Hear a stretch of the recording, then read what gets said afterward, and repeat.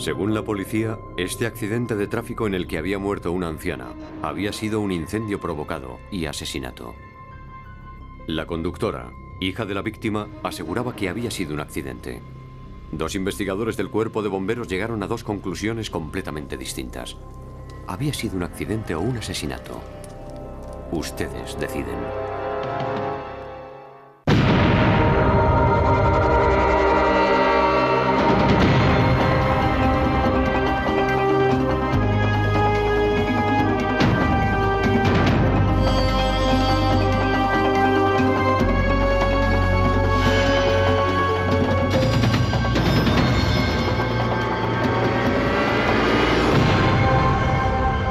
Crímenes imperfectos.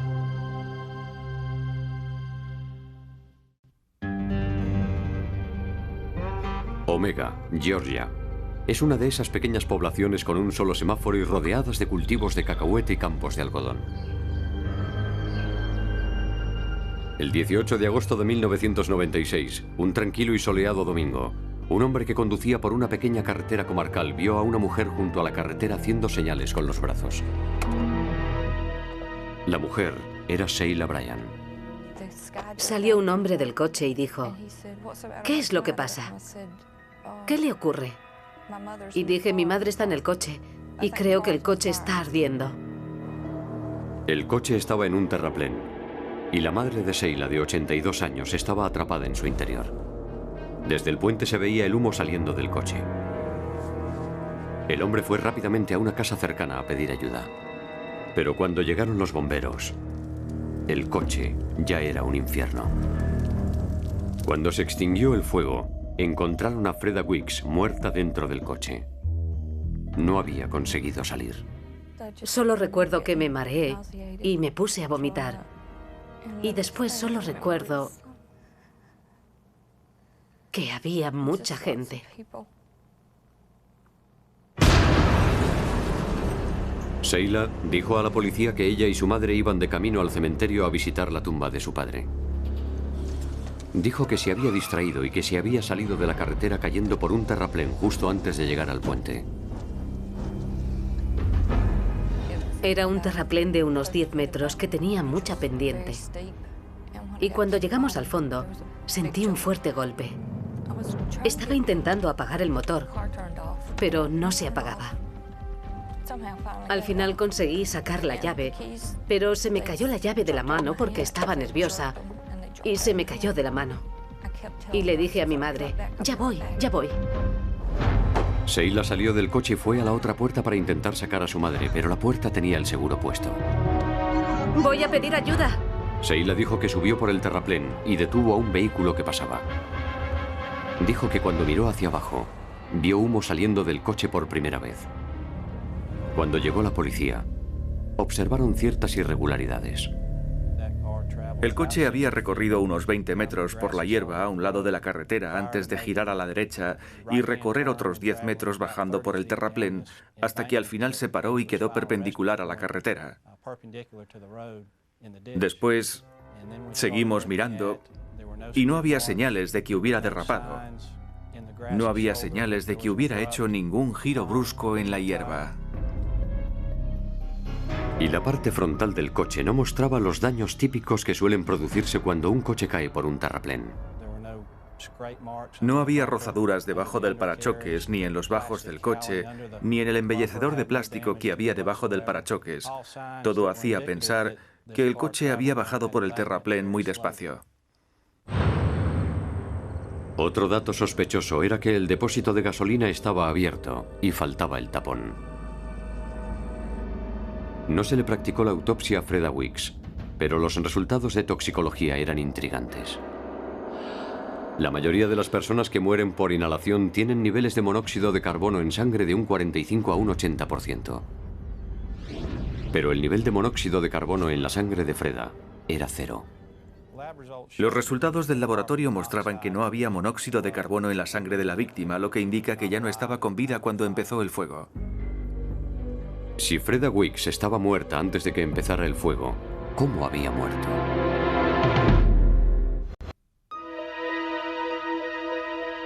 El departamento del sheriff llamó a expertos de fuera para investigar el accidente de tráfico y el fuego en el que había muerto Freda Weeks. El motor y el tubo de escape presentaban pocos daños, pero el asiento del pasajero estaba destruido. Parecía que el fuego había empezado en el suelo del asiento del conductor, porque los investigadores encontraron zonas quemadas parecidas a las que se producen cuando se usa un acelerante. También había zonas quemadas en el marco de la puerta del conductor, lo que indicaba que la puerta debía haber estado abierta en algún momento cuando se produjo el fuego. Se analizaron los restos del interior del coche en busca de acelerantes, pero los resultados fueron negativos. Es algo frecuente en los casos de incendios provocados, sobre todo cuando acude el departamento de bomberos y arroja enormes cantidades de agua. Los únicos artículos que había en el coche eran una cartera y un viejo martillo oxidado. La posibilidad de que el martillo hubiera sido el arma homicida llevó a los investigadores a exhumar el cuerpo de Freda Weeks para realizar una autopsia. Entonces fue cuando nos dijeron que sospechaban que había sido provocado. Me quedé completamente paralizada. No podían imaginarme de dónde podían sacar una idea como esa. Y la investigación también contrariaba al marido de Sheila. El señor Bryan se alteró bastante y nos dijo que hiciéramos lo que tuviéramos que hacer, pero que fuera rápido porque había $100.000 en juego y la compañía de seguros no iba a pagar hasta que terminara la investigación. El marido de Sheila se refería a la póliza de seguros del coche, con la que según él iban a pagarle $100.000 por la muerte de Freda. Se correspondía más o menos con la cantidad que nos había dicho en su casa. La autopsia no reveló heridas que pudieran estar producidas por un martillo. Lo más sorprendente fue que ni en los pulmones, ni en las vías respiratorias de Freda había ningún rastro de hollín, que suele aparecer cuando alguien está vivo y respira humo durante un incendio. El médico forense encontró una grave afección coronaria y determinó que la causa probable de la muerte de Freda había sido un infarto de miocardio. El doctor Clark dijo que era probable que estuviera con vida y que solo inhalara 2 o 3 bocanadas de humo antes de morir. El médico forense no consideró la muerte como un homicidio. En cualquier caso, la acusación pensaba que el fuego se había provocado deliberadamente y acusaron a Sheila Bryan de incendio provocado y asesinato. Sheila se declaró inocente. Durante el juicio, la acusación alegó que el móvil del crimen había sido el dinero y que Sheila había matado a su madre y había preparado la escena del crimen para cobrar la póliza del seguro de su automóvil. Les dije que eso era ridículo. Les dije que el seguro hay que tenerlo por ley para poder conducir un vehículo. Y además, era imposible que yo cobrara nada de ese seguro. La acusación sabía que el seguro del coche no pagaría nada después de la muerte de Freda. Pero pensaban que Sheila y su marido no tenían esa información en el momento en el que ocurrió el accidente. Para demostrarlo, la acusación recordó las supuestas declaraciones que había hecho el marido de Sheila a los investigadores. Según la acusación, ellos pretendían cobrar el dinero del seguro. Y eso es lo que pensaban porque Carlas Bryan les había dicho que esa era su intención. Y además, porque habían contratado a un abogado para cobrar el dinero. En el juicio, Sheila subió al estrado y decidió encargarse de su propia defensa. Sin embargo, su declaración difería en muchos aspectos de la que había facilitado a la policía inmediatamente después del accidente. Cuando subió al estrado, empezó a contar cómo el coche se había parado al borde del terraplén y que empezó a balancearse. Estaba ahí sentada y pensé que era mejor salir. Abrí la puerta y todavía tenía puesto el cinturón. Y entonces la puerta se cerró de golpe y me dio en el brazo. Y que después el coche cayó por el terraplén, lo que no concordaba en absoluto con la declaración que hizo cuando se produjo el accidente. Sheila había dicho a los investigadores que su madre no mostraba ninguna lesión después del accidente. Pero en el estrado dijo que su madre no le respondía. Le dije a mi madre, espérame, vuelvo enseguida. Pero no me respondió. Pensé que se había desmayado. Cuando subió al estrado cambió mucho su versión. Y creo que no le pareció muy creíble al jurado. Pero fueron las declaraciones sobre las quemaduras lo que selló su destino. Los expertos en incendios de la acusación dijeron que las zonas quemadas eran parecidas a las que se producen en incendios provocados con un acelerante. El jurado declaró a Sheila Bryan culpable de incendio provocado y asesinato. Fue sentenciada a cadena perpetua. No podía creer que me estuviera pasando aquello. Decía, ¿por qué? ¿Por qué estoy aquí? No lo entendía. Hasta estuve buscando algún tornillo oxidado para cortarme las venas. No quería que mis hijos tuvieran que sufrir algo así durante toda su vida. Y de repente me ocurrió algo muy extraño. Dije, Dios mío, si estoy aquí para ayudar a alguien, entonces enséñame qué es lo que quieres que haga. Y me sentí muy aliviada después de eso. Los amigos y compañeros de Sheila creían en su inocencia y recaudaron fondos para contratar a un investigador independiente para que estudiara el caso. Y la persona que encontraron resultó ser alguien famoso por criticar a los investigadores de incendios, el doctor Gerald Hurst. Era una mujer que tenía una estrecha relación con su madre y todo el mundo sabía cómo era esa relación. Dijeron que había quemado a su madre porque su madre ya era muy mayor, que tenía que cambiarle los pañales y que todo era demasiado esfuerzo. Pero eso no cuadraba. Yo creo que estaba claro que el caso había dividido a toda la comunidad. Unos creían que era culpable y otros que era inocente. Después de que Sheila Bryan fuera condenada por asesinar a su madre con un incendio provocado, los familiares y amigos de Sheila contrataron al doctor Gerald Hurst para llevar a cabo una investigación particular. Leí los primeros informes de la investigación y todo el trabajo policial que se había hecho con el incendio. Y después leí los testimonios del juicio y descubrí que había muchos gazapos en todo el proceso. El coche de Sheila era un Ford. Hurst y su colega Chris Bloom descubrieron que se habían producido varios incendios sospechosos en modelos de Ford parecidos. El problema estaba en el encendido, un cajetín de conexiones eléctricas en el brazo de la dirección. Al girar la llave, se activan los contactos necesarios para arrancar el motor y encender el sistema eléctrico. Es una pieza pequeña en la que casi nadie repara, pero esa pequeña pieza ha sido la causa de al menos 8.000 supuestos incendios. Muchos de estos coches empezaron a arder estando en garajes o en aparcamientos.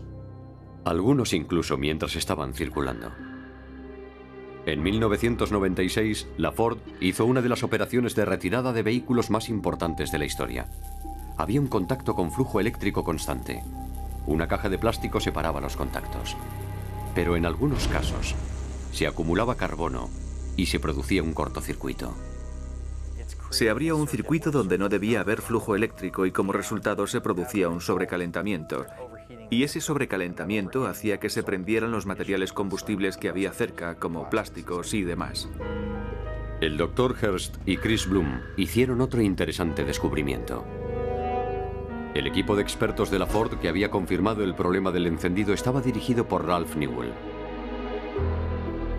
El señor Newell también era experto en incendios y había sido el testigo principal de la acusación en el juicio de Sheila. No digo que hiciera algo malo, pero sí digo que estaba sometido a muchas presiones. Creo que ganaba unos $150.000 al año, o al menos ese año, y otras cantidades parecidas en otros años trabajando para la compañía Ford. Lo más importante es que ni una sola persona mencionó el problema del encendido en el caso. Y habría bastado con decir, hemos examinado el circuito del encendido y lo hemos eliminado como causa, o hemos mirado el circuito del encendido y no le pasa nada, pero no se mencionó en ningún momento. El dato cobraba aún más importancia porque en la primera declaración de Sheila a la policía, había dicho que le resultó imposible quitar las llaves del coche después del accidente. Después de salirse de la carretera, la señora Bryan intentó quitar la llave del contacto y no consiguió sacarla. Eso significa que había algún problema con el tambor del encendido o el circuito del encendido. El coche de Sheila era un Ford Cougar del 87, pero solo se habían retirado los modelos hasta el 88. Bloom y el Dr. Hearst sospechaban que el coche de Sheila tenía el mismo sistema de encendido. Esto es un cajetín de los que se retiraron de un Ford Escort del 88. Lo más importante es fijarse en el número del modelo. Cuando sacamos el cajetín del Cougar del 87 y comparamos los cajetines, se ve perfectamente que el modelo es el mismo. ¿Pero qué había producido las quemaduras en el interior del coche? Las que según la acusación estaban producidas por un acelerante. Esta funda del brazo de dirección y esta moqueta son del mismo modelo y año que los del coche de Sheila Bryan. Gerald Hearst cree que el cajetín del brazo de la dirección se sobrecalentó. El plástico empezó a quemarse y empezó a derretirse y gotear como vemos aquí, quemando la moqueta como si fuera un acelerante líquido. Si esto fuera un coche de verdad, también empezaría a gotear plástico derretido ardiendo sobre el asiento, que está hecho de espuma de poliuretano, y se convertiría todo en una bola de fuego en un instante. Cuando se produce un fuego en el interior de un coche, hay una cantidad enorme de plásticos inflamables que se derriten y fluyen. Entonces los plásticos se convierten en acelerantes líquidos.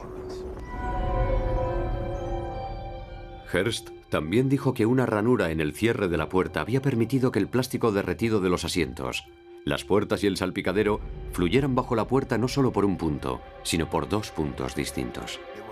No fue un acelerante líquido lo que lo produjo, estoy seguro de que fue plástico, pero para mí es mucho más importante el hecho de que la acusación, por mucho que se empeñara, no podría ni en 1000 años reproducir las mismas quemaduras con gasolina. Debería haberse presentado esa información al jurado. Haber dicho, miren, existe este problema. Es un problema poco frecuente, pero existe y se produce fuego. Después de pasar 10 meses en prisión, el Tribunal Supremo de Georgia votó unánimemente a favor de la anulación de la condena de Sheila. El tribunal declaró que el testimonio del que se desprendía que el móvil había sido el dinero del seguro no era válido, y que cualquier móvil económico habría sido modesto en el mejor de los casos. Tuve que ponerme de rodillas y dar las gracias a Dios por todo, porque esas cosas no suelen acabar así. Nunca acaban así, y en tan poco tiempo. Para que hubiera podido presentar una apelación, hay gente que tarda años y años en poder apelar una sentencia. Así que fue una bendición. Nada más salir de prisión, Sheila recibía otra sorpresa. Los fiscales del estado de Georgia decidían juzgarla otra vez por incendio provocado y asesinato.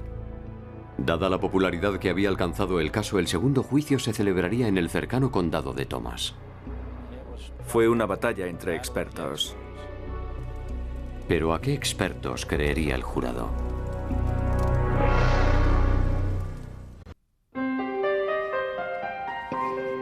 Converse Bright era el nuevo abogado encargado de la defensa de Sheila en el segundo juicio por asesinato. No había traumatismos y los análisis de sangre y la autopsia demostraban que esa señora ya estaba muerta cuando empezó el fuego, probablemente por un infarto. Y si el jurado aceptaba eso, entonces el caso ya estaba cerrado. Pero la acusación se centraba en la causa del fuego. Alegaban que Sheila Bryan había prendido fuego al coche, rociando y encendiendo un acelerante líquido. O había salido del depósito o ella misma lo había traído. Pero no hay ningún envase. No hay ningún contenedor, como un sifón o lo que fuera. En esta ocasión, la defensa de Sheila se basaba en la opinión del Dr. Hearst para establecer la causa del fuego. Un testigo experto en un caso cumple muchas misiones. Por supuesto, declara y da su opinión profesional, pero también puede hacer que se revisen los argumentos y señalar pequeños fallos o defectos en las alegaciones de la otra parte. Ralph Newell, el testigo estrella de la acusación en el primer juicio, admitió haber trabajado para la Ford con el equipo que se encargó de la investigación del sistema de encendido defectuoso. Pero Newell insistía en que había descartado el cajetín del encendido del coche de Sheila como causa del fuego. Newell reconoció, sin embargo, que no había fotografiado ni documentado el análisis del cajetín en su informe. Sin el móvil del seguro, la defensa argumentó que Sheila se había cansado de tener que cuidar a su anciana madre de 82 años. Eran una familia muy unida. Los testimonios eran unánimes sobre ese punto. No había ninguna duda sobre eso. Al cabo de 4 días de juicio, el jurado estuvo deliberando durante casi 3 horas antes de declarar a Sheila Bryan inocente. Solo dije, gracias, señor. Se puede poner este caso como ejemplo de un fallo del sistema y que alguien tuvo que pasar 10 meses en la cárcel por algo que no había hecho. O se puede poner como ejemplo de que el sistema funciona, porque se corrigió a sí mismo. 2 juicios distintos. 2 veredictos distintos. La ciudad de Omega ya no volvería a ser la misma. Hubo muchas discusiones acaloradas sobre si era culpable o inocente antes del primer juicio. Y siguió habiéndolas después de que la condenaran y fuera a prisión. Y las discusiones siguen hasta hoy. Pero Sheila Bryan es una mujer libre. Y ella da las gracias a la ciencia forense. ¿Qué fue lo que marcó la diferencia?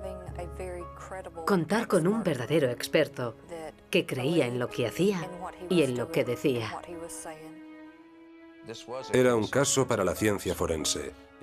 Fuera medicina o mecánica del automóvil, el caso solo podía decidirlo la ciencia forense.